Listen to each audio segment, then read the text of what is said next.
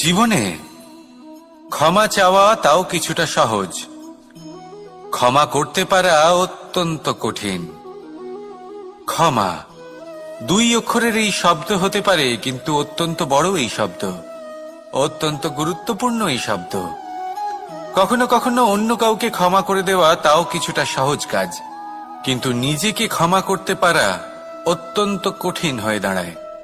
অতীতে যদি আমাদের এমন কোনো ভুল হয় যে কারণে আমরা নিজেকে ক্ষমা করতে পারি না, অনেক সময় এমন কিছু ভুল করে বসি যে বিষয় শুধু আমরাই জানি, কিন্তু আমরা নিজেকে ক্ষমাই করতে পারি না, আর আমাদের বিকাশ সেখানে স্তব্ধ হয়ে যায়। কারণ যদি আপনি ক্ষমা করতে না শেখেন, নিজেকে ক্ষমা যদি না করতে পারেন, তাহলে তা আপনার জীবনের সব থেকে বড় বাধা হয়ে দাঁড়াবে। সেই জন্য জীবনে অবশ্যই শিখুন যে কিভাবে নিজেকে ক্ষমা করতে হয়, আর শিখুন যে